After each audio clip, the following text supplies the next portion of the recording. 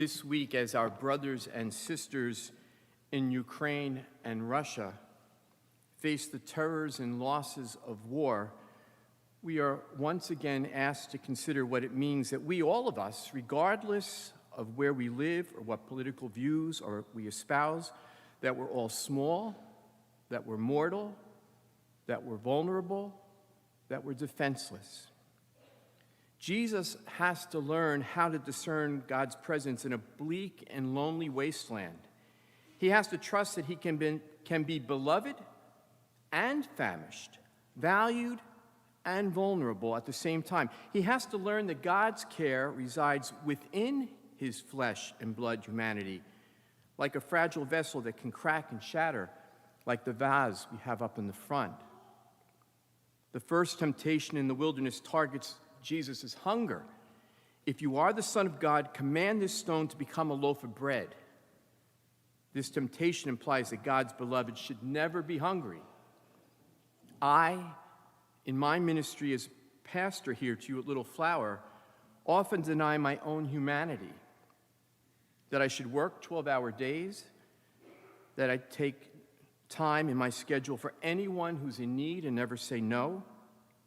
I've not been great at saying no to anybody, and my thinking has been faulty. I am only a good priest and pastor if I work nonstop. Without knowing it, I have given in to the devil's temptation to deny some of my own basic human needs. The second temptation targets Jesus' ego. After showing Jesus all the kingdoms of the world, the devil promises him glory and authority. It will be all yours, the devil says. Fame, visibility, recognition, clout. To be God's child is to bask under the stage lights, visible, applauded, admired, and envied. A God who really loves us will never abandon us to just a modest life, lived in a world without having any significance at all.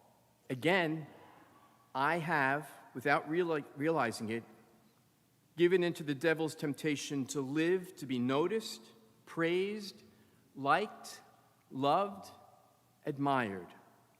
When I go into a restaurant in town with friends, I experience being treated like a VIP, and I love it. The owners come out to hug me.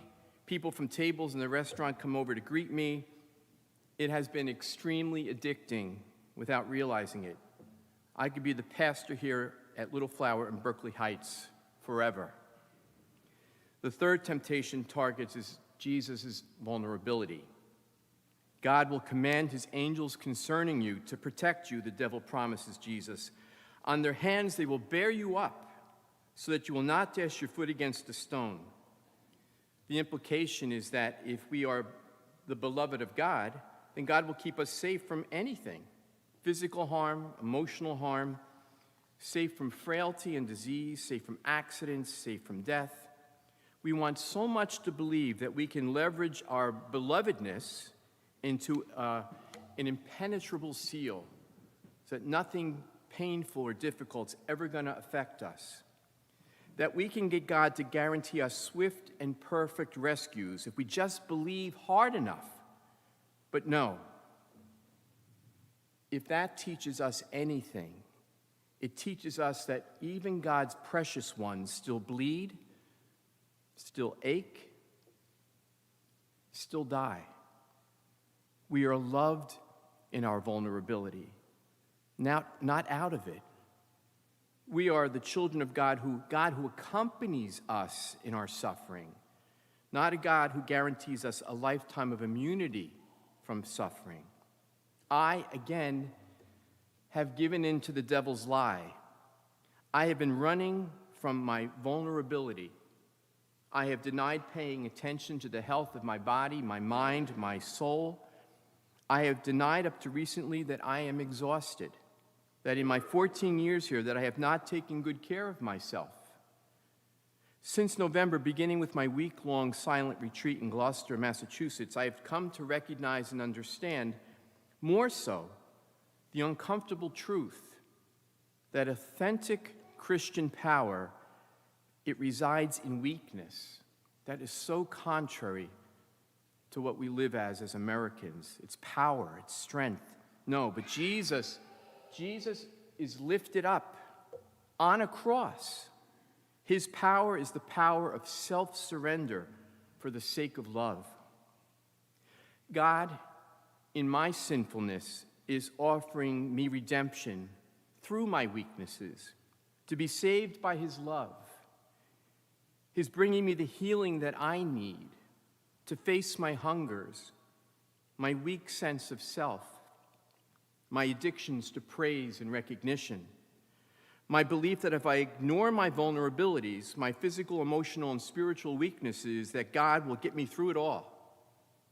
I have listened and discerned God's voice and his call to me at this time in my life.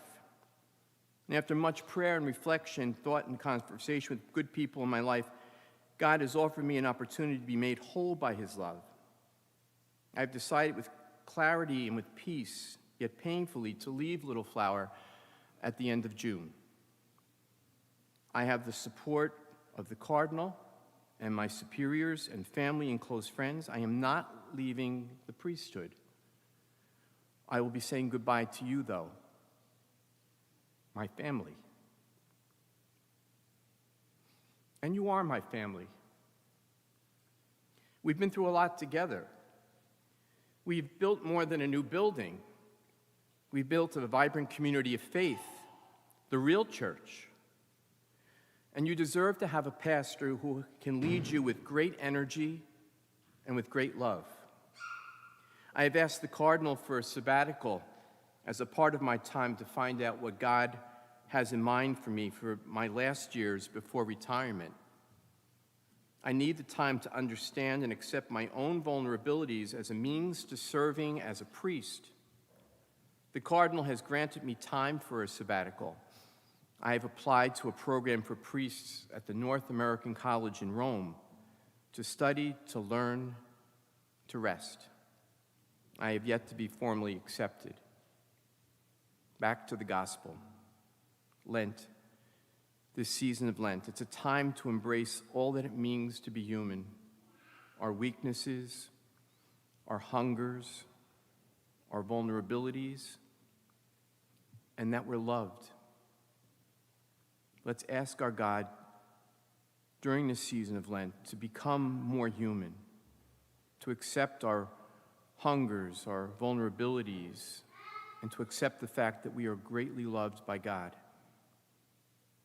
Let's just take a quiet moment, and before we are fed by him at the table, let's ask our God to help us, all of us, to accept all the beautiful things that we are as human beings, and to not run away from the things that are weak or vulnerable, but that we can see ourselves as God sees us.